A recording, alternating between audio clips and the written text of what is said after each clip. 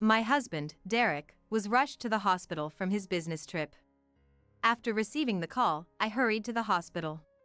However, I'm much better than an ugly wife like you, aren't I, Naomi? I witnessed an unbelievable sight there. My sister-in-law and husband were naked, hugging each other. Shock and revulsion surged within me. It's just unthinkable. They're siblings by blood, aren't they? I heard my sister-in-law's seductive voice and instinctively covered my ears. What was I, who had shed so many tears and anxiety when I received the call, worrying about my beloved husband might be gone? I want those tears back. No. That's not it, Naomi. Even if I got it back, I could never forgive them. They betrayed me. I absolutely cannot forgive them. I turned on my smartphone, which I was clutching so hard with anger that it was about to break, and called someone. Someone they wouldn't want to see the most. My name is Naomi. I am a 35-year-old working housewife. I've been married to Derek, who is 2 years older than me, for 5 years. Derek was a senior at the high school I attended. Though at that time, we barely knew each other. We found out that we both graduated from the same high school during our first date. Right before meeting Derek, I had just broken up with a long-term boyfriend. Thinking that I needed a fresh voice to forget my old love, I somewhat recklessly decided to attend a speed dating event. That's where I met Derek.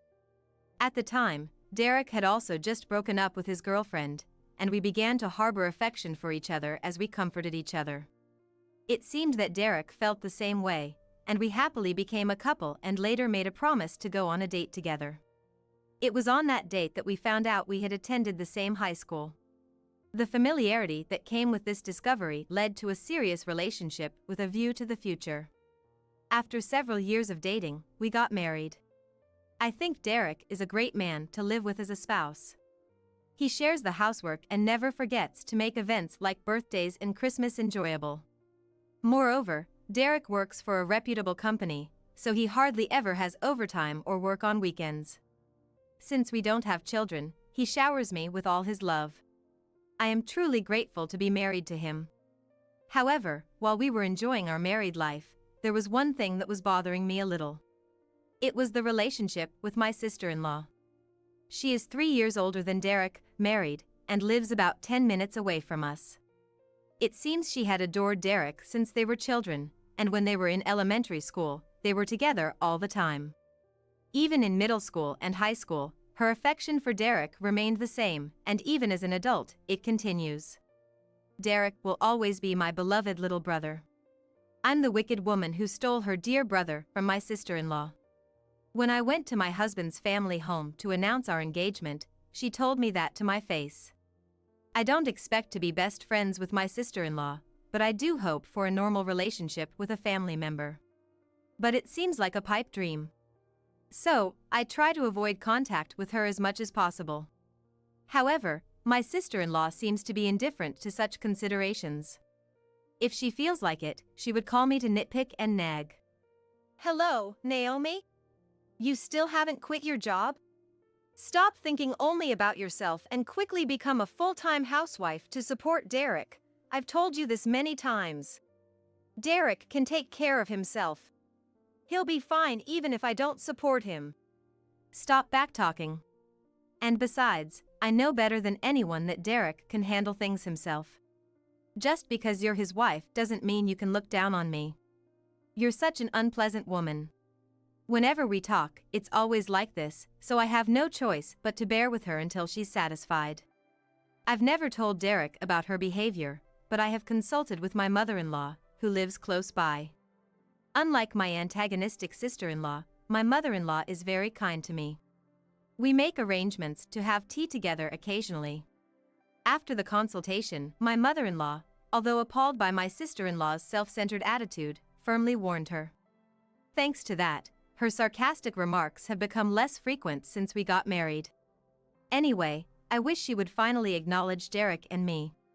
One day, I had to work late for the first time in a while. Although I came home an hour later than usual, Derek was going to cook dinner, so I didn't need to stop by the supermarket and went straight home. I was tired and wanted to go to bed early. As I was thinking about this and leaving the local subway station, I made eye contact with a man. It was my sister-in-law's husband. I greeted him reflexively, and he returned the greeting with a smile. Our relationship was just seeing each other for a few hours on Thanksgiving and Christmas, but since we were going in the same direction, we ended up walking home together. Fortunately, my brother-in-law is a sociable type, so the journey home was not awkwardly silent. We made small talk as we walked down the dark street. After walking together for about 15 minutes from the subway station, he said, "Well, I'm going this way. Please be careful on your way home," and left with a wave. Despite his caution, my house was right in front of me. It seemed like he had accompanied me because he was worried about me walking alone at night. I hadn't interacted much with him before, but he turned out to be a nice guy. I watched my brother-in-law walk away before entering my house. The next day, Derek went to work while I had a day off, so I was relaxing in the living room with a cup of coffee. Then the doorbell rang, indicating a visitor. I put my half-finished coffee on the dining table and peered into the monitor for the intercom. There stood my sister-in-law. Maybe she had come to make another snide remark. Even though I was fed up, I headed to the front door. I could have ignored her, but it would have been more trouble if she found out that I was pretending not to be home. I hoped that she would leave soon if I just listened to her without responding. As soon as I opened the front door, my sister-in-law grabbed my shoulder and raised her voice. "You're having an affair with my husband, aren't you? You're truly despicable. And here you are, looking so innocent, but not giving us a moment's rest." For a moment, I couldn't understand what she was accusing me of. As I stood dumbfounded, my sister-in-law became even more incensed. "Why the surprised look? Stop playing innocent. I know that you were with my husband last night." Only then did I realize what she was talking about. She was referring to last night when I had run into her husband and we had come home together. Had she seen us? Or had her husband told her? Either way, there was no affair. It was a misunderstanding on her sister-in-law's part. When I told her this, she sniffed, said, "What a shameless woman you are. You'll see," and stormed off. She didn't seem convinced, but at least she left. I just hoped it wouldn't escalate any further. A few weeks later, Derek was scheduled to go on a business trip. Recently, Derek had been working a lot of overtime and often had to work on his days off. It was unusual because he normally didn't do much overtime or work on his days off, but apparently, he had been preparing for this business trip. "Well, I'm off. I'm counting on you to take care of the house while I'm gone. Don't miss me too much and cry, okay?" Derek said in a teasing tone and left. Well, I have to do my best at work too. I was just about to hit the busiest time, so I had 2 busy days ahead of me. And on the morning of the 3rd day after Derek had left for his business trip, while I was getting ready to go to work, my phone rang. The number displayed on my phone screen was unfamiliar. Who could it be this early in the morning? "Hello, who is this?" In response to my question, the person on the other end of the phone said they were from the city hospital. That didn't ring any bells. It seemed to be a hospital located about an hour away from my house, and I hadn't been to the hospital recently. I had no idea what they were talking about. Are you sure you have the right person? I don't mean to be rude, but I've never been to your hospital." Then this person said, "Naomi, right?" and called me by my name. "Derek has been in a traffic accident and was just rushed here. He's asleep now from the shock of the accident, so I'm contacting you on his behalf." Traffic accident, rushed to the hospital. Those words made my blood run cold. Is Derek all right? It seems there's no immediate danger to his life, but it would be best if he stays in the hospital for 2 or 3 days just to be safe. Could you come to the hospital so we can explain in detail? I replied, "I'll be there right away," confirmed the detailed address of the hospital, and hung up. Then I explained the situation to my workplace. My boss was very concerned and said they would treat it as paid leave for the time being.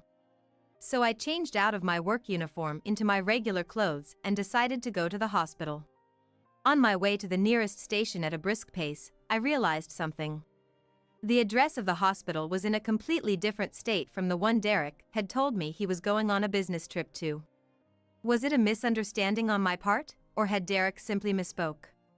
I was indeed curious, but no amount of thinking with my scrambled mind could provide an answer. All I could do was head for the hospital. About an hour later, I arrived at the hospital where Derek had been urgently transported. I confirmed Derek's room at the reception and rushed there. As I found the room labeled with Derek's name, I almost burst open the door, but then I thought he might be sleeping, so I gently opened it to avoid making a sound. The room was a double, with beds on both sides. The bed on the right seemed to be vacant at the moment. And around the bed on the left, a curtain was drawn, obscuring the view. Derek should be behind that curtain. When I entered the room, I heard a strange noise. It was not clear, but it sounded like a human voice. I also heard a creaking sound, as if something was swaying. It seemed to be coming from the bed where Derek was supposed to be sleeping. For some reason, I had a bad premonition and slowly approached the bed. Then I gently peeked at the bed through the gap in the curtain. To my surprise, I saw a naked woman along with a naked Derek in the bed. Moreover, to my further surprise, the woman was my sister-in-law, Catherine. I'm better than a failure of a wife like Naomi, aren't I? At the moment Catherine's sugary voice entered my ears, feelings of shock and disgust bubbled up inside me. I covered my mouth and endured the nausea, then stumbled out of the room into the hallway. I sat down on a nearby bench and took several deep breaths to calm myself down. Then I tried to understand the situation in my own way. Derek had left home 3 days ago, saying he was going on a business trip. But that was a lie. He had pretended to go on a business trip and was probably meeting with Catherine. And then, for some reason, Derek had a traffic accident this morning. When the hospital called me, they didn't mention my sister-in-law, so it's reasonable to assume that Derek and my sister-in-law weren't together at the time of the accident. After that, Derek woke up while I was on my way to this hospital and got in touch with Catherine. He then called Catherine to his hospital room and committed adultery. These are all speculations, but they are not far off considering the circumstances. In any case, it is certain that Derek lied about going out and that the two of them are in a guilty relationship. I don't know when it started, but it's a serious betrayal. They might have been laughing at me for not noticing their affair. With that thought, anger surged up inside me. I impulsively went back to the room. I slowly entered the room so as not to be noticed by Derek and Catherine, and took away all the scattered clothes and underwear. Now they have no way to escape. Then I left the room again and called my mother-in-law. My mother-in-law responded immediately. "Hi. Could you come to the address I'm about to tell you? Derek has been urgently transported here." I didn't tell her that Derek and Catherine were having an affair. I thought it would be quicker for her to see it for herself than for me to explain. And then, about 2 hours of waiting. My pale-faced mother-in-law rushed to the hospital.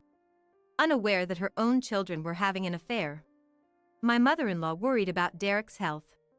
It's not my fault, but I can't help feeling guilty somehow. While calming my mother-in-law down, I head towards the room where Derek and Catherine are. I see a crowd of patients, visitors, and nurses gathered there. Something must have happened. I push through the crowd in the hallway, leading my mother-in-law by the hand. Then, I hear a familiar voice. "Where have our clothes gone? Give them back." Looking in the direction of the voice, I see Catherine there, as I expected. She's barely covering her nudity with the bed sheets. Derek is in the same state. "I have no idea. More importantly, why are you naked? What on earth have you been doing here?" A nurse confronts the two, raising her voice. "Huh? What's happening? Derek was rushed here, and then..." My mother-in-law, a little behind me, mumbles this in confusion. The two, noticing our presence, widen their eyes in unison. "Derek and Catherine's clothes are with me. If you want them back, explain everything. Are the two of you having an affair?" I held up their clothes and underwear. Apparently not liking that, Catherine, without worrying about her sheet coming undone, steps up to me. "Don't you get cheeky, you're just a wife who came into our family. Yes, we love each other. You're the one who barged in afterwards.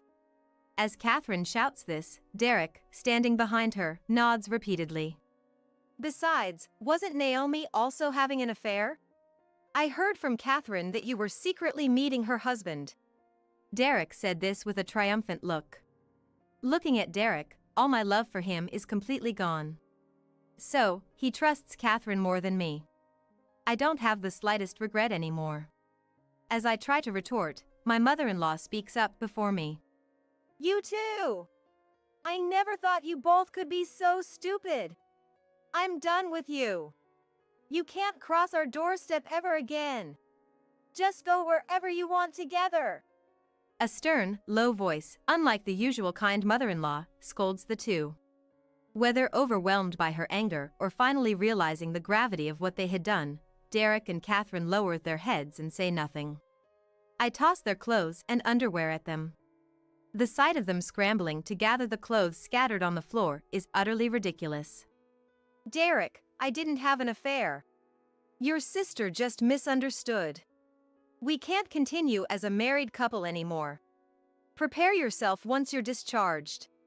I'm going to make you pay a large amount in property settlement. And of course, I'm also going to make a claim against your sister, so be prepared for that. Upon my declaration, Derek and Catherine, still covered in sheets, droop their shoulders. Some time after, I officially divorced Derek. After the incident, I left the hospital with my mother-in-law, leaving the two behind.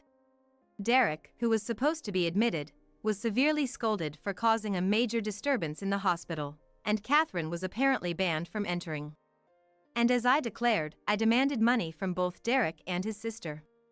Moreover, Catherine's husband, having learned of the situation, also filed for divorce and sued them. They're working day and night, drenched in sweat, to make the massive payments. After becoming single, Derek and Catherine seemed to have lived together for a while, but their life was hard, they fought constantly, and soon separated. Perhaps part of them was intoxicated by the situation of their affair. Without that, there's no point in being together, they might have thought. Afterwards, Derek tried several times to win me back. I had no intention of getting back together. The third time he tried to get back together, I told him that if he didn't leave me alone, I'd call the cops. Since then, he's stayed out of my sight. So now, I don't know what Derek is up to, but since he paid the settlement, he must be managing somehow somewhere. And as for Catherine, she seemed to be just scraping by with day labor jobs, but it looks like she hit her limit and finally started working in the night industry.